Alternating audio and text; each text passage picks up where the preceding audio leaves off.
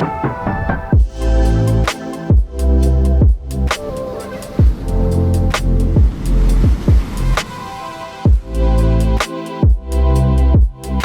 and welcome. Today we're talking kite control systems. This is a huge topic. So we're going to go over gear maintenance, we're going to go over what you should look out for and how to get the most out of your control system. So the most important thing on your control system is your flying lines. So we're just going to take a look at maintaining our flying lines, checking that the line lengths are the correct length as per factory standard. And so I just find a good clear space, put the bar down on the ground. I like to jump in between the front lines and I just run the lines through my fingers. And this is a perfect opportunity to feel whether there's any defects in your lines, if there's any knots or anything like that. And if you do find something like that, then it's worth inspecting it closer. So I've just stopped here as an example. This is where the flying lines cross over, and this point will move depending on the size of the kite. But at this point, this is where the lines are rubbing together. And this was a bar that Mark Jacobs had been using, and I think it's got 145 hours on it. So you can see that it's really starting to scuff up a bit here. He's quite particular with his lines because he's doing these mad maneuvers that he doesn't take them, too far. I think you could go a bit further with these lines. They're fairly evenly worn, but you can definitely see they're starting to whiten up a bit and the coatings come off. So the coating on the lines is really important. So most kite flying lines are made out of Dyneema, but there's different kinds of Dyneema as well. You can get an SK75, an SK78, and these ones in particular are SK99. So what that means, the higher the number goes, the smaller the fiber is, and you're able to get greater braking strength out of a smaller diameter line. So we chose these lines because they're basically, I think the spec says 460 kg braking strength, but they're only 1.55 millimeters thick. So this is really important because the smaller the lines, the less parasitic drag you get. So when you've got your kite up in the air, these are 22 meter lines, times that by 4, you've got 88 meters of lines up in the air getting drag. So the smaller you can make them, the better. So there is a point where you could just keep on going smaller, but like everything, life's full of compromise. So if you go down to something around the 1 millimeter, then A, they're not going to be strong enough again. With abrasion, they're going to be more likely to break, and they also become quite dangerous. They can actually start cutting things. So we tried various kinds of lines, and we believe that these Liros DC Pro 401 lines are actually the best lines on the market. So further down the line, we've got a connection of the lines, and this is an important one to check as well. So on this particular bar, there's a connection at 12 meters up. So this gives you the ability to take the upper connection off if you want. If there's some schools in the world that teach with limited space, so they like having more compact lines. It also acts as a spot for the bar to stop.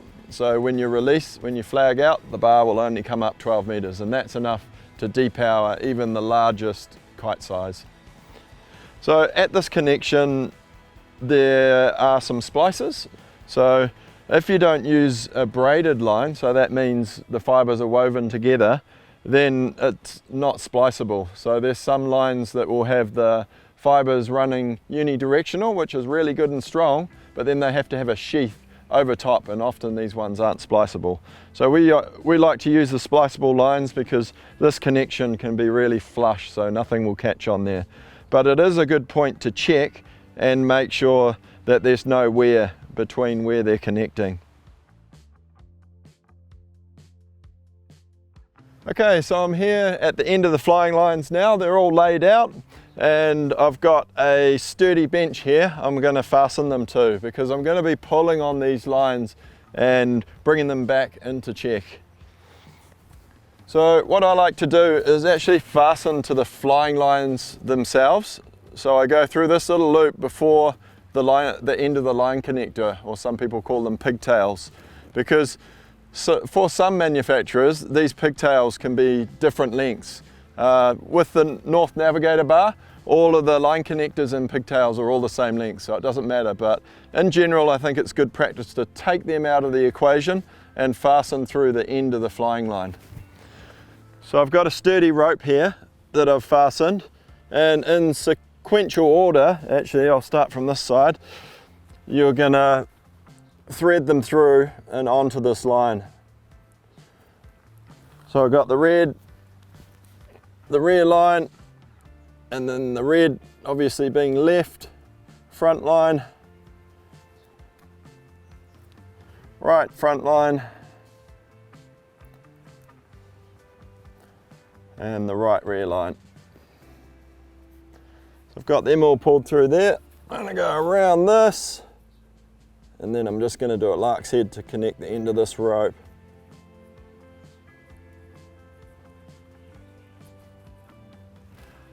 Alright, so we've got those all fastened nice now, and they should be all exactly the same fastening point. Alright, so I'm here at the control system end now. I've got a harness on, so I'm going to attach onto the chicken loop or the quick release, and you want to make sure that your trim line, most bars will have a trim line, you want to make sure that's on full power. So what we're going to do is we're going to lean into the harness, pull those front lines tight, and also put the same amount of pressure on the control bar. So then we want to check what this distance is from the bottom of the bar to the top of the spinning handle. So for the North Kiteboarding bar, the factory setting is actually a 2 centimeter gap. So we can see here, it's actually more like 6 centimeters. And so, as I said, this control bar has been used for about 145 hours. So it's had quite a lot of use. So what you can do for a start to try and bring this back in is we're going to put some load on the rear lines. So contrary to what a lot of people believe, most people think that the front lines have stretched, but in reality the front lines have actually shrunk less than the rear lines. There's less load on the rear lines, and so they're not getting stretched out as much again. So once the coating on the flying lines wears off, then that braid opens up a little bit and it starts allowing like sand and little salt crystals and things to get in there, and they end up expanding and the lines actually shrink. So this is a really good time to mention that it's important to rinse your flying lines after each session in fresh water, and your lines are going to wear less and they're just going to stay the correct length for much longer. So anyway, on to trying to remedy this. So I'm going to grab onto one side of the float and I'm just going to give it a really good solid pull. So see, I'm putting all my body weight into that, giving it sort of 4 big pulls, and then go to the other side of the bar, and I'm going to really lean into that, because these flying lines don't actually see that much load. They probably only see about 20% of the load that your front lines do. And already you can see I'm leaning into the harness, pulling on that. We're actually back to that 2 centimeter gap, which is the factory setting. In some circumstances, you might not be able to get it back to that perfect setting. And in which case, we've got this adjustment under the floats here. So the factory setting is that it comes on the middle knot. If you needed to, and it was still seeming like the front lines were longer, then we've got 4 centimeter adjustment, and you could undo this little lark's head and drop it down onto the lower knot, and then that would bring you back into trim. Just be sure to do that on both sides. So most bar manufacturers will have some form of adjustment. So we've got it under the float. Some other manufacturers might have different knots on the end of your pigtails that you can adjust to get those back in. But it is interesting just to show that just by really pulling into those back lines, how much you can bring it back into check again. Okay, so what we had with this used bar originally was an oversheeted bar. And so a classic symptom of an oversheeted bar is the kite stalling and flying backwards. You know, when you pull right in, it's flying backwards in the window. So if you've found this with your kite, chances are your bar may be oversheeted.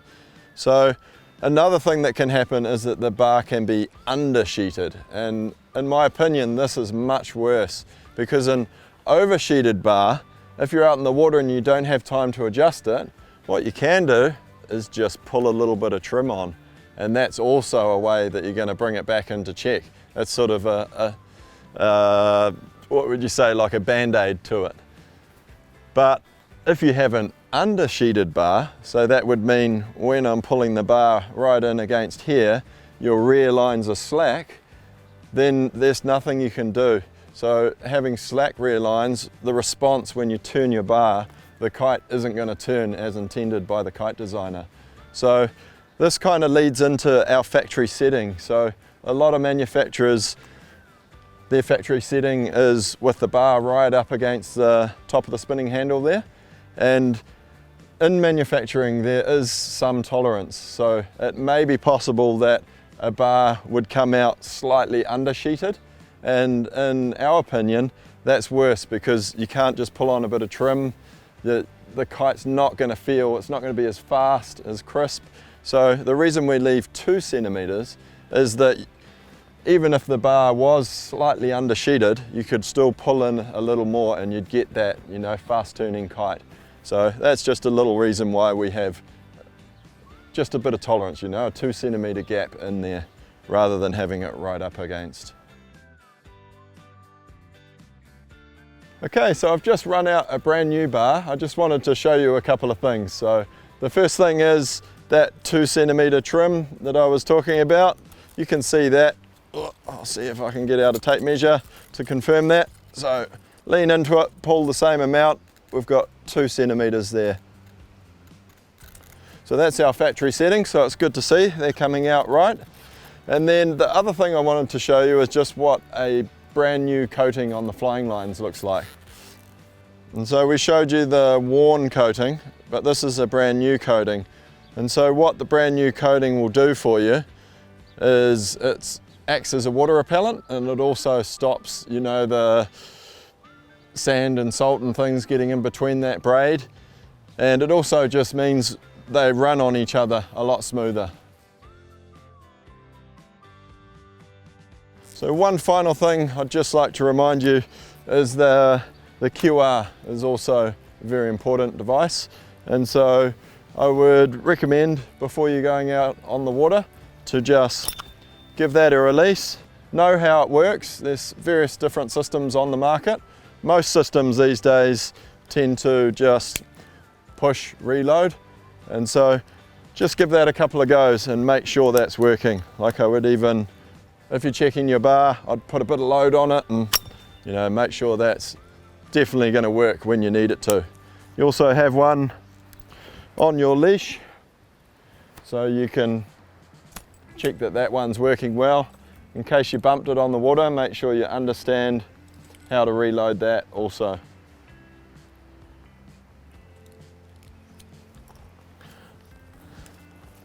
So I mentioned it before, but the other thing that I'd really like to remind you is that if you rinse your control system after every use in fresh water, you're just going to get rid of all those salt crystals.